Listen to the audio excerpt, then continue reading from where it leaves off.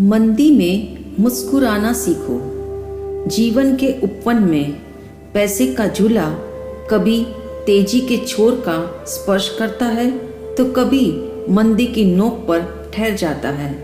जब जीवन में तेजी का दौर चलता है तो आदमी जिंदगी को बहुआयामी स्तर पर शालीन और रंगीन ढंग से जीता है। मंदी का जब वक्त आता है तो इंसान तंगी के कारण बुरी तरह से टूट जाता है।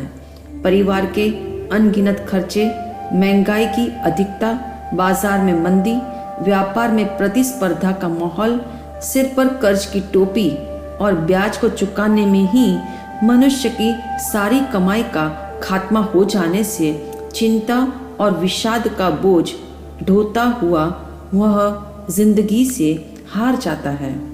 मंदी का फंदा मनुष्य को कशमकश की उस मुंडेर पर खड़ा कर देता है जहां वर्तमान भयानक तो भविष्य अंधकारमय नजर आता है।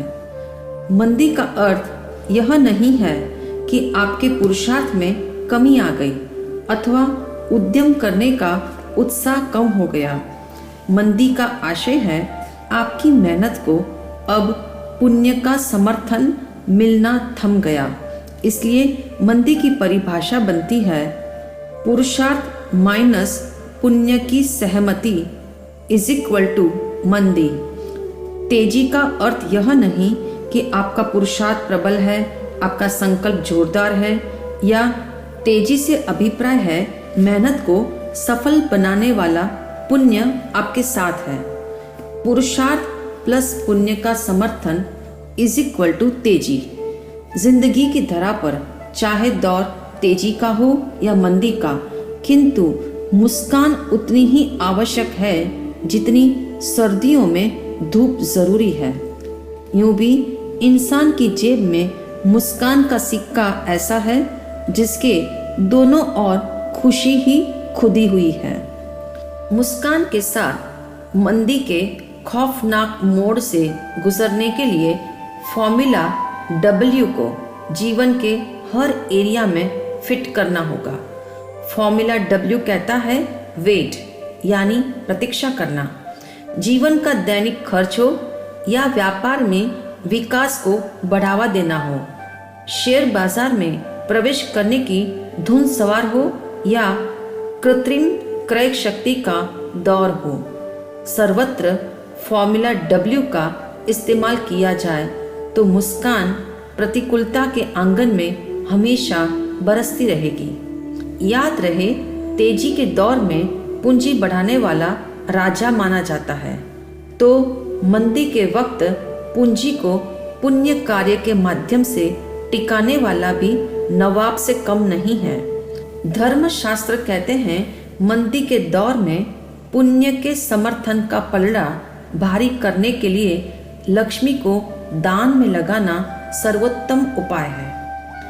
एक पर्सन के व्यापार का झूला अचानक मंदी के नोक पर आ ठहरा। 3-4 पार्टियों ने उसके 50-50 लाख रोक लिए। बहुतेरे प्रयत्नों के पश्चात भी हर ओर से फंसे हुए पैसे लौटने की उम्मीद जब बिल्कुल खत्म हो गई तो पर्सन ने समझ लिया कि मेरे पुरुषार्थ को पुण्य का समर्थन मिलना बंद हो गया है। उसने घर आकर अपनी माँ को कहा, मैं 1.25 लाख रुपए का दान करना चाहता हूँ। आज मुझे संकेत मिला है कि लक्ष्मी मेरे पास रहना नहीं चाहती, क्योंकि बाजार में सब तरफ मेरे पैसे डूब रहे हैं। इसलिए मेरी इच्छा है, अगर लक्ष्मी ने जाना ही है तो मैं स्वयं सत्कार्य का तिलक लगाकर सम्मान के साथ उसे विदा देना चाहता हूँ। ऐसी विकट परिस्थिति में जो सम्मान के साथ लक्ष्मी को सत्कार्य का तिलक लगाकर बांटता है, उसके जीवन में पुण्य का पलड़ा स्वतः भारी हो जाने से मंदी का दौर टिक नहीं सकता। एक बात समझने जैसी है, बीमारी को ठीक करने के लिए डॉक्टर के पास जाना जरूरी है, क्योंकि बीमारी कहीं अधिक न फैल जाए। ऐसे ही मंदी को ठीक करने के लिए फॉर्मूला W रूपी डॉक्टर के पास जाना अनिवार्य है। नीति वचन भी है। मंदी को तेजी में परिवर्तित करना इंसान के हाथ में नहीं है, पर उस वक्त गैर जरूरी खर्च पर फॉर्मूला W से ब्रेक लगा दी जाए तो मंदी का अंधेरा सघन नहीं होगा। जब व्यापार का जल मंदी की मलिनता से मटमैला हो जाए तो व्यापारी को फॉर्मूला W का प्रयोग करना होगा। एक छोर पर बैठकर कुछ देर तक प्रतीक्षा करने से स्वच्छ जल के दर्शन उसे शीघ्र हो जाएंगे। पुण्य की अल्पता के कारण जब व्यापार की हालत बिगड़ी हुई हो, यानी सतत घाटा ही सहना पड़ता हो, तो समझदार व्यापारी फॉर्मूला W का प्रयोग कर न केवल अपना कारोबार घटाता है बल्कि व्यापार करने का समय भी कम कर देता है। हालांकि मंदी की हालत में मन को इस नियम में ढालना अत्यंत कठिन है, क्योंकि मन का तर्क है धंधा कम कर दिया या मेहनत घटा दी तो बाजार से भागने की नौबत आ जाएगी। ऐसे में मन आश्वासन देता है कि व्यापार में और पूंजी लगाते जाओ ताकि नुकसान को भरा जा सके और प्रतिष्ठा भी बरकरार बनी रहे। मंदी की इस अवस्था में मन की चालबाजी में फंसने की भूल मत करना। जो व्यापारी मन के इस तर्क के साथ चलते हैं वे अपना व्यवसाय बढ़ाने के लिए जितने भी पैसे मिल सके और जहां से भी मिल सके वहां से लेते हैं और कर्ज का बोझ बढ़ता जाता है। जब उनके पुरुषार्थ को पुण्य का साथ नहीं मिलता तो उन्हें एक दिन हाथ ऊंचे कर देने पड़ते हैं। जब व्यापार में चारों ओर से निष्फलता मिल रही हो तो फॉर्मूला W का इस्तेमाल करते हुए कुछ देर शांत बैठने वाला व्यापारी नाकामयाबी के जंगल से शीघ्र बाहर निकल आता है। यहाँ शांत बैठने का अर्थ यह नहीं कि तुम कंबल ओढ़कर सो जाओ। फॉर्मूला W आपको हिदायत देता है अभी कारोबार में अनावश्यक जोखिम मत उठाना, अपने व्यापार क्षेत्र को आगे मत बढ़ाना, कर्ज लेकर धंधा चलाने की बिल्कुल मत सोचना। यूं भी व्यवसाय में नुकसान की हालत दर्शा रही है कि आपके पुरुषार्थ को पुण्य का समर्थन नहीं मिल पा रहा है। ऐसे में व्यापार को व्यापक बनाने का ख्याल वेट के बॉक्स में डाल देना।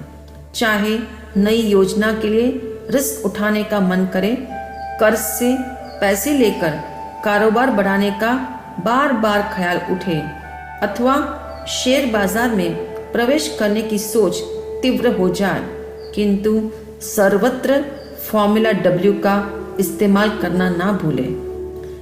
मकान की एक खिड़की से यदि कचरा आता हो तो दूसरी खिड़की खोलने की भूल कोई बुद्धिमान नहीं करता। दाहिने जूते में डाला हुआ पैर यदि बराबर न बैठता हो तो बाएं जूते में दूसरा पैर कोई नहीं डालता। किंतु व्यापार के मामले में न जाने क्यों इंसान की बुद्धि कुंठित हो गई है। स्पष्ट है आपकी स्वयं की क्रय शक्ति नहीं थी तो आपने दूसरों से पूंजी लेकर कृत्रिम क्रय शक्ति पैदा की और उसके आधार पर ऐशो आराम के साधन जुटाए। जैसे शरीर स्वस्थ नहीं था तो आपने दवाइयाँ ली, उन दवाओं ने शरीर फुला दिया और आपने फूले हुए शरीर को स्वास्थ्य मान लिया तो क्या होगा। इस तरह स्वयं की पूंजी में इतनी क्रय शक्ति नहीं थी।